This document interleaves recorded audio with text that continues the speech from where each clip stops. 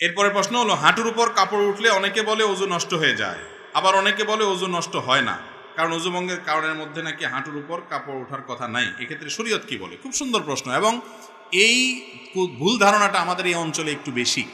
এই অঞ্চলে মানুষের মধ্যে দেখা যায় যে এই ধরনের ধারণা একটু বেশি। হাঁটুর উপরে কাপড় উঠলে বলে যে ওযু চলে গেছে। আসলে কি যায় না।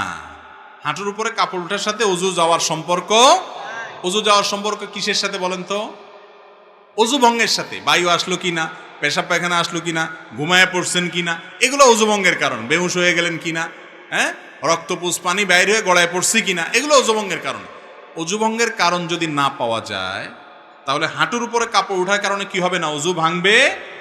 তবে যদি মানুষের সামনে, আরেকজনের সামনে হাঁটুর উপরে আপনার যার সতর যে আপনার দেখার জায়েজ নাই, ওযুখানা ওযু করতে গিয়ে এইভাবে হাঁটুর উপরে কাপড় উঠাইছেন অন্যের সামনে, ওযু না ভাঙলে কি হবে? ফরজ ভাঙে যাবে। ফরজ ভাঙা বুঝেন কি? সতর ঢাকা ফরজ না, সেটা ভেঙে যাবে। সেটা ভাঙলে গুনাহ হবে না।